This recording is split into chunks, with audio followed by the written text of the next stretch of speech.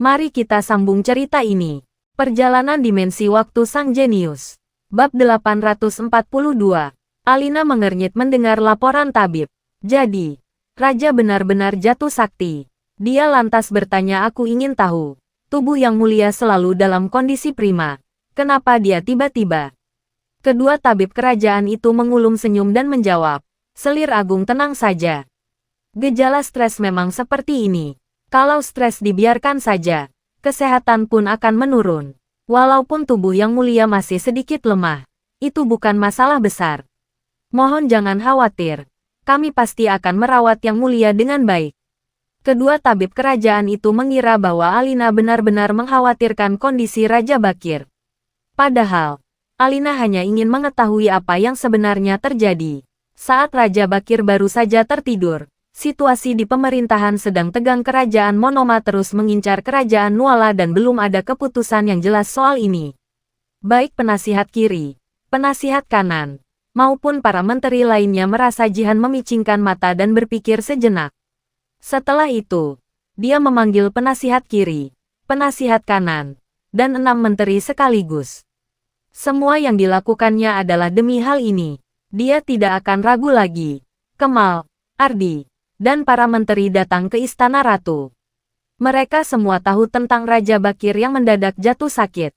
Lantaran Ratu memanggil mereka, pasti ada sesuatu yang ingin disampaikannya. Jihan datang ke aula dengan mengenakan pakaian resminya.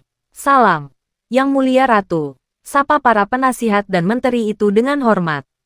Jihan berkata sambil tersenyum. Jangan sungkan. Ratu, bagaimana kondisi Yang Mulia saat ini? Tanya Kemal dengan ekspresi cemas. Jangan khawatir, Tuan Kemal. Yang Mulia hanya kelelahan karena terlalu sibuk bekerja. Tabib kerajaan berkata kalau Yang Mulia akan segera pulih setelah beristirahat sejenak, jawab Jihan. Para menteri sontak menghela napas lega mendengarnya. Tuan-tuan, kalian adalah pejabat penting kerajaan. Bisa dibilang, kejayaan kerajaan Nuala adalah berkat kontribusi kalian, tapi saat ini Yang Mulia tiba-tiba sakit. Aku memanggil kalian ke sini karena berharap kalian bisa menjaga ketenangan di pemerintahan, ucap Jihan lagi. Mendengar ini, Kemal dan yang lainnya segera berkata, itu sudah menjadi tugas kami. Jihan mengangguk, lalu melanjutkan, walaupun harem nggak diperbolehkan ikut campur dalam urusan pemerintahan, saat ini aku terpaksa mengambil alih situasi secara keseluruhan. Jangan khawatir, aku nggak punya ambisi khusus. Keputusan awal Yang Mulia akan tetap diikuti. Kalau terjadi sesuatu, kita semua bisa mendiskusikannya baik-baik. Intinya, kita harus bertahan selama periode ini. Jihan mengatakan hal-hal ini untuk meyakinkan mereka bahwa dirinya tidak bermaksud melibatkan harem dalam politik atau mendominasi pemerintahan. Dia hanya maju untuk menenangkan semua orang. Ardi buru-buru berkata, saya memahami kalau Ratu melakukan ini demi Yang Mulia dan kerajaan Nuala. Kami sangat berterima kasih. Ratu baru saja melahirkan dan sekarang ingin membantu Yang Mulia mengurus pemerintahan. Anda adalah ratu terhebat di dunia ini. Bab 843. Jihan menggeleng dan berkata, aku hanya seorang wanita. Tuan-tuan, apakah ada yang ingin kalian laporkan? Kalau ada, katakan saja. Kalau nggak ada, kalian sudah bisa pergi. Setelah mendengar itu, Kemal menarik napas dalam-dalam dan berkata, Ratu, hal-hal lainnya tidak menjadi masalah. Tapi soal kerajaan Monoma, Yang Mulia terus memikirkan siapa yang harus diutus dalam misi ini. Sayangnya, kini kondisi Yang Mulia tidak memungkinkan untuk menurunkan keputusan. Kalau hal ini tidak segera diputuskan, takutnya kerajaan Monoma akan menggunakan kesempatan ini untuk menyerang perbatasan kerajaan Nuala, sambung Kemal. Jihan tertawa di dalam hati. Benar saja. Ucapan Farel tepat sekali. Meskipun dia tidak mengungkitnya, mereka akan membahas masalah ini dengan sendirinya. Tuan-tuan, aku telah mendengar masalah ini. Karena Yang Mulia belum membuat keputusan, saat ini aku terpaksa menggantikannya mengambil keputusan. Mari kita diskusikan siapa yang harus kita utus ke kerajaan Monoma. Semua ini demi kerajaan Nuala. Tuan-tuan, sampaikanlah pendapat kalian dengan terus terang. Kalau kelak Yang Mulia marah, aku yang akan memikul tanggung jawab, ujar Jihan. Ardi segera berkata, Ratu, Saya pernah merekomendasikan seseorang sebagai duta pada Yang Mulia, yaitu Wira. Orang ini sangat cerdas. Kalau kita mengutusnya, dia pasti bisa menghentikan perang. Mendengar ini, Kemal langsung mendebat. Karena Yang Mulia sudah menyatakan keberatan, Lata tidak perlu membahasnya lagi. Kita cari orang lain saja, Ardi berkata. Di lain waktu, kita boleh saja mengutus orang lain. Tapi sekarang kemungkinan kerajaan Monoma sudah tahu tentang kondisi Yang Mulia.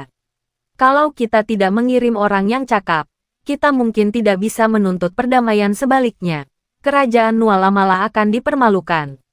Ratu, Anda pasti memahami situasi ini. Kalau ingin mengutus seseorang, kita harus mengutus orang yang paling cakap. Terlebih lagi, Wira punya pengalaman sebagai duta. Dia telah menyelesaikan tugasnya tempo hari dengan sangat baik. Mengutusnya adalah pilihan terbaik, tambah Ardi. Kemal mengernyit dan menunjukkan wajah masam.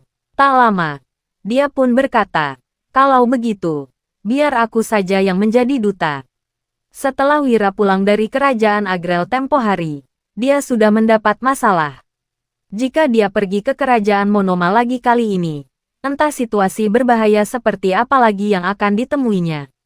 Tuan Kemal, sebagai penasihat kerajaan, mana mungkin kamu boleh pergi sebagai duta?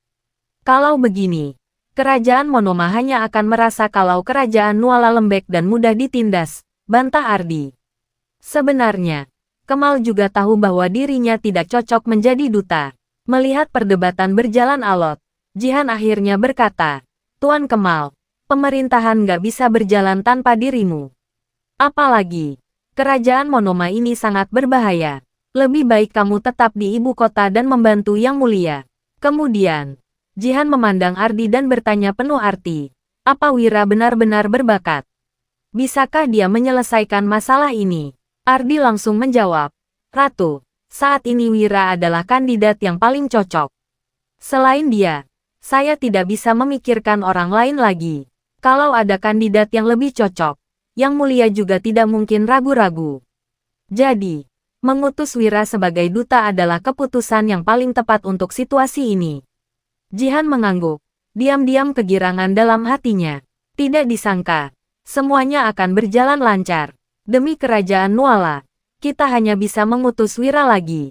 Tuan-tuan, apa kalian setuju? Ujar Jihan. Ardi tentu saja tidak keberatan. Sementara itu, meski Kemal ingin menolak, dia juga tidak dapat menemukan kandidat lain. Jadi, dia hanya menghela nafas dan membisu. Melihat semua orang tampak setuju, Jihan tersenyum dan berkata, baiklah, utus Wira ke kerajaan Monoma. Bab 844. Setelah mendengar keputusan Ratu, Kemal menghela napas frustrasi. Dekret kerajaan langsung dikeluarkan yang menyatakan bahwa Wira diutus ke kerajaan Monoma. Alina juga segera mengetahui masalah ini dan segera meminta Kumar memasuki istana secara diam-diam. Wira diutus ke kerajaan Monoma, tanya Kumar sambil mengernyit. Dia tentu saja pernah mendengar tentang Wira. Namun, dia tidak menyangka Ratu akan mengutusnya ke kerajaan Monoma. Mungkinkah Wira ini orang keluarga Barus? Iya, Kak. Masalah ini, Alina mengangguk mengiyakan. Dia juga merasa masalah ini agak ganjil. Mungkinkah ini tujuan utama keluarga Barus? Mereka ingin memutuskan pengaruh kita di antara orang kerajaan Monoma, ujar Kumar sambil mendengus. Jika memang demikian, langkah keluarga Barus ini benar-benar konyol. Meskipun keluarga Juwanto tidak memiliki kekuasaan absolut di kerajaan Monoma, mereka cukup punya pengaruh. Asal tahu saja, Raja Monoma yang baru ini berhasil naik tahta karena didukung oleh keluarga Juwanto. Kak, aku khawatir soal pria bernama Wira itu. Gimana kalau? Ujar Alina dengan cemas. Jika Wira mengetahui hubungan antara keluarga Juwanto dan kerajaan Monoma, mereka akan mendapat masalah. Kumar memahami kekhawatiran adiknya. Dia menarik napas dalam-dalam, lalu mengangguk dan berkata, ya, kita nggak bisa membiarkan Wira sampai ke kerajaan Monoma hidup-hidup. Aku akan menghabisinya di tengah jalan. Walaupun membunuh seorang duta adalah kejahatan serius, dalam situasi kacau begini, siapa yang akan peduli dengan seorang duta kecil, tambah Kumar dengan ekspresi acuh tak acuh. Alina menarik napas dalam-dalam. Meski hatinya tetap khawatir, dia juga berharap semuanya berjalan dengan baik. Bagaimanapun, dia berharap putranya bisa menjadi raja di masa depan. Alina, pantau setiap pergerakan raja dan ratu. Kalau ada kabar terbaru, beritahu aku secepatnya. Aku akan pulang ke kediaman Juwanto untuk bersiap-siap. Saat aku menyuruhmu bertindak nanti, kamu nggak boleh ragu. Masa depan keluarga Juwanto bergantung padamu, ujar Kumar sambil tersenyum. Alina menarik napas dalam-dalam dan mengangguk dengan berat hati.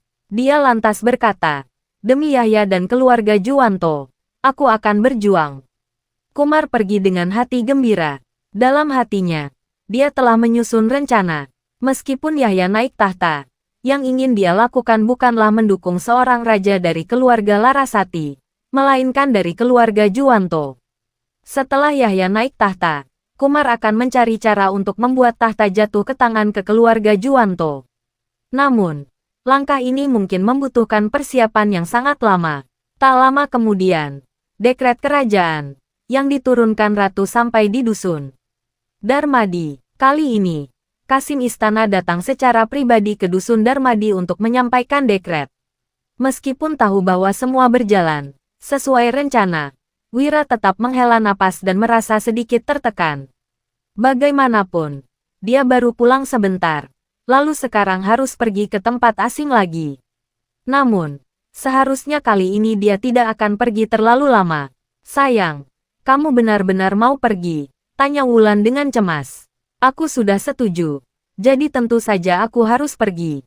Tenanglah, aku akan baik-baik saja, sahut Wira. Meski Wira berkata begitu, ketiga istrinya tetap sulit percaya.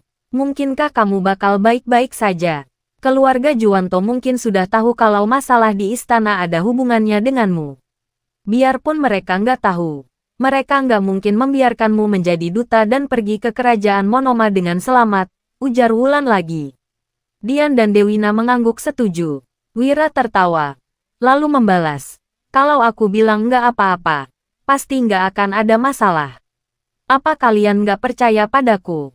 Lagian, kali ini aku nggak pergi sendirian. Aku akan membawa kalian bertiga bersamaku. Bab 845. Wira sudah merencanakan segala sesuatu dengan matang. Jika tidak, ke kerajaan Monoma, kami juga ikut, tanya Wulan. Dia tertegun sejenak, tidak mengerti maksud Wira. Kali ini, kita akan melewati Provinsi Yolas dan Provinsi Suntra. Kedua provinsi ini sangat makmur. Kita bisa sekalian mengembangkan bisnis di sana, ujar Wira sambil tersenyum. Ucapannya ini membuat ketiga wanita itu tercengang. Sayang, di waktu seperti ini, kamu masih sempat memikirkan bisnis, kata Wulan dengan nada kesal. Hahaha, aku menyetujui rencana keluarga Barus ini karena aku ingin berbisnis. Kalau itu nggak menguntungkanku, untuk apa aku pergi, kata Wira. Mendengar ini, Dian tiba-tiba berseru, Tuan, maksudmu ini adalah rencanamu sejak awal. Tapi, pasti ada banyak bahaya di jalan. Gimana kita bisa berbisnis dengan lancar? Siapapun yang bisa memutar logikanya akan sependapat. Keluarga Juwanto tidak mungkin membiarkan Wira pergi ke kerajaan Monoma. Jadi, mereka pasti akan berusaha mencelakai Wira. Selama kerajaan Monoma menekan kerajaan Nuala, semua rencana keluarga Juwanto akan berjalan lancar. Bagaimanapun, Pangeran Yahya yang merupakan keturunan keluarga Juwanto adalah pangeran tertua dan terpintar. Potensinya tidak hanya diketahui Raja Bakir, tetapi juga para menteri di istana. Saat Raja ingin menobatkan putra mahkota, Pangeran Yahya tentu saja memiliki peluang terbesar. Keluarga Juwanto tidak mungkin membiarkan Wira mengacaukan rencana mereka. Melihat ekspresi tegang ketiga wanita itu, Wira tidak bisa menahan tawa. Dia lantas berkata, ya, keluarga Juwanto tentu mengharapkan aku mati. Tapi ada juga orang yang berharap aku hidup. Melihat Wira berkata begitu sambil ngedip-ngedipkan matanya, ketiga wanita itu tertegun sejenak. Tak lama, mereka bertiga segera paham. Maksudmu keluarga Barus? Tanya Dewina.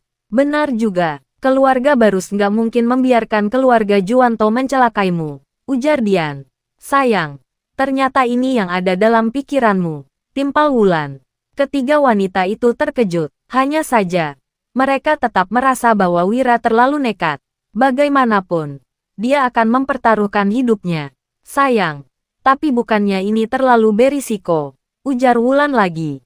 Wira menggeleng dan berkata, biarpun berisiko, ini juga bisa menjadi peluang bagi kita. Lagian, kita juga nggak lemah. Keluarga Barus akan mengawal kita sepanjang jalan. Dengan pengawalan gratisan begitu, kita bisa pergi ke Provinsi Yolas dan Provinsi Suntra dengan percaya diri.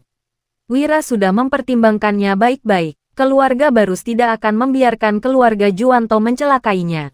Jika dia mati, mereka juga akan kalah. Setelah berbuat begitu banyak, hal terpenting bagi keluarga Barus adalah mengirim Wira ke kerajaan Monoma untuk mengatasi masalah dari akarnya. Jika mereka tidak melindungi Wira, bukankah mereka hanya akan mencelakai diri mereka sendiri? Selain itu, Wira tidak takut. Dia juga sanggup melindungi dirinya sendiri.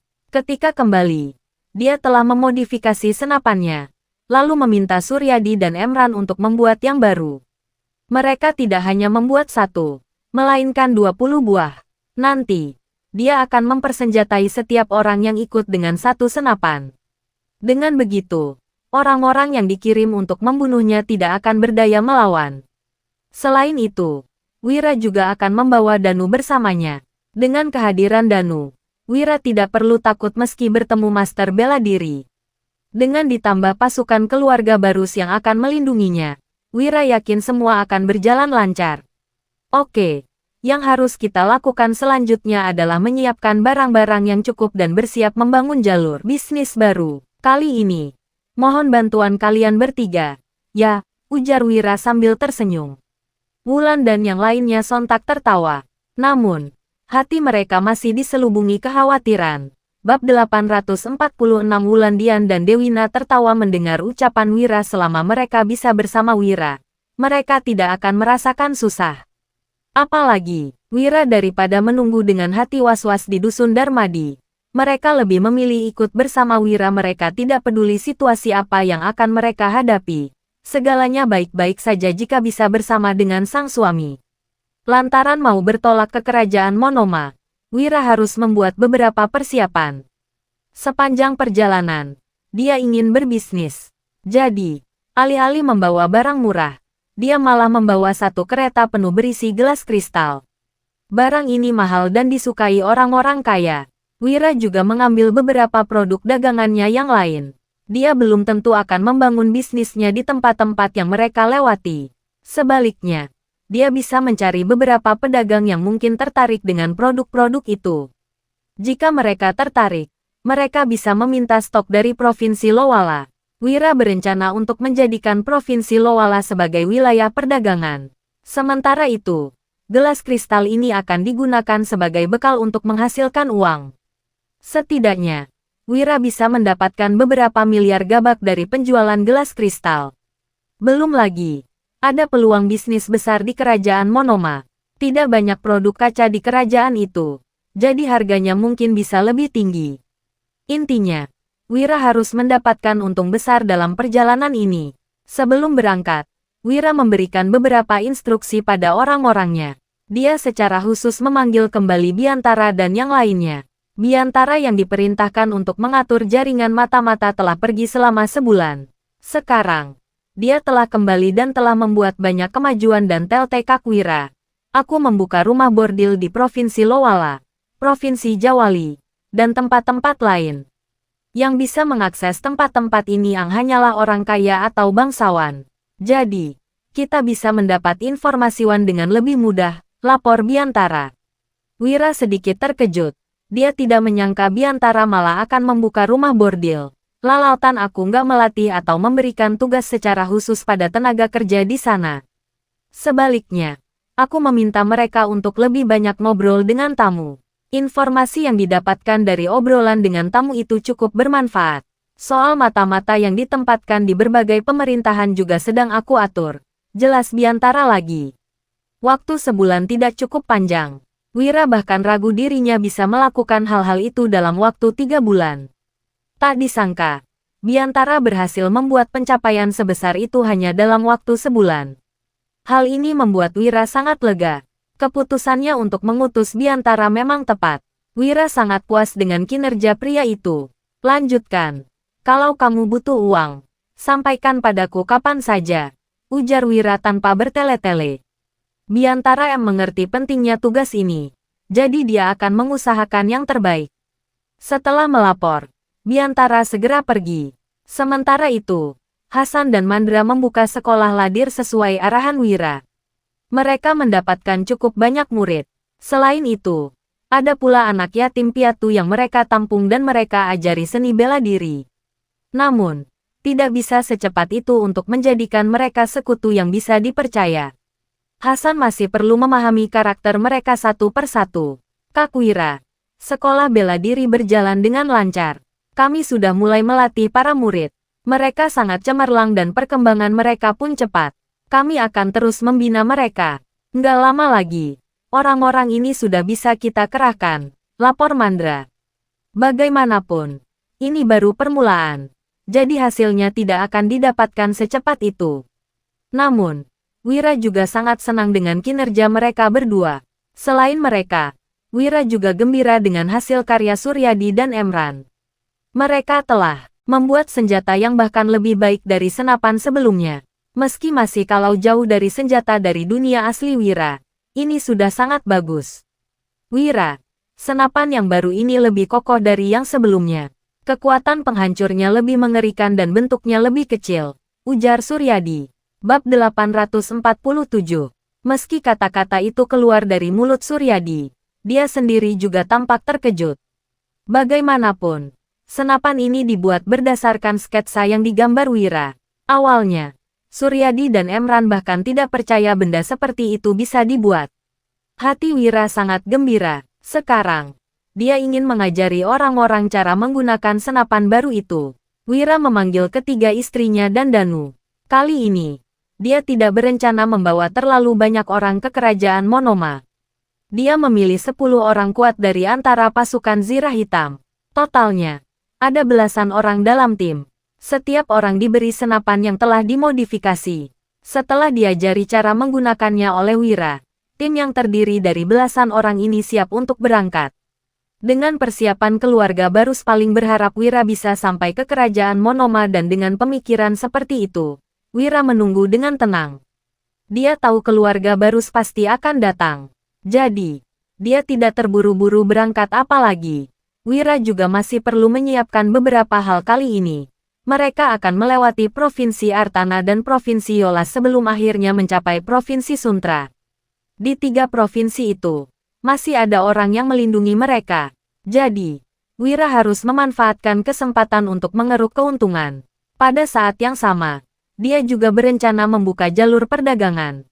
Pada hari kedua setelah dekret kerajaan dikeluarkan, Farel datang menemui Wira. Dia datang dengan ditemani seorang pria. Pria itu tampak sangat dingin dan wajahnya tanpa ekspresi, tetapi sorot matanya begitu garang. Wira, panggil Farel dengan ceria. Setelah turun dari kereta, dia segera menangkupkan tinjunya tanda hormat. Hahaha, Farel, akhirnya kamu datang juga. Aku sedang menyiapkan barang bawaanku dan siap untuk berangkat besok, ujar Wira sambil tersenyum. Farel pun mengangguk dan membalas. Wira, rencanamu berhasil. Sekarang, Yang Mulia ada di istana bibiku dan kondisinya masih lemah. Sesuai rencana, kamu diutus pergi ke kerajaan Monoma. Setelah kamu kembali, keluarga Barus akan menjadi sekutumu selamanya. Tentu saja ayahku bilang syaratnya adalah kamu nggak berebut kekuasaan dengannya. Selama kamu menjalani hidupmu dengan damai, keluarga Barus nggak akan ingkar janji, tambah Farel. Meskipun Farel tidak seharusnya mengatakan ini, dia tidak ingin menyembunyikannya dari Wira. Jadi, dia pun langsung menyampaikannya dengan jujur. Mendengar itu, Wira langsung tertawa. Lalu berkata, tentu saja. Aku nggak berniat menguasai kerajaan. Aku cuma mau hidup kaya sepanjang hidupku. Sampaikan pada ayahmu untuk nggak khawatir. Wira tidak ingin menjadi penguasa. Hal semacam ini tidak ada artinya baginya. Dia tahu, makin tinggi posisinya, makin besar kerugian yang harus ditanggung. Menurutnya, raja secara umum adalah sosok yang paling kesepian, Yang diinginkan Wira adalah kehidupan yang nyaman. Daripada menjadi penguasa, dia lebih suka menjadi kaya raya. Dengan keluarga dan teman di sisi yang peduli padanya, dia baru akan merasakan kepuasan dalam hidup. Mendengar itu, Farel pun tertawa dan mengangguk berulang kali. Kemudian, dia berkata, "Baiklah, janji ya." "Oh ya, Wira, perjalanan kali ini sangat berbahaya. Orang yang mengincar nyawamu bukan cuma keluarga Juwanto, tapi juga orang kerajaan Monoma di wilayah kerajaan Nuala. Keluarga Barus bisa mengawalmu dengan baik, tapi setelah sampai ke kerajaan Monoma, kekuatan keluarga Barus jauh lebih rendah daripada keluarga Juwanto. Jadi kamu mungkin harus mengandalkan kekuatanmu sendiri di sana," sambung Farel dengan blak-blakan. Meskipun Farel tidak memberitahunya, Wira juga bisa menebak hal semacam ini. Jadi, lebih baik dia menyampaikan dengan jujur. Dengan begitu, tidak akan ada kecurigaan dan jarak antara satu sama lain. Bersambung, bertemu di bab seterusnya.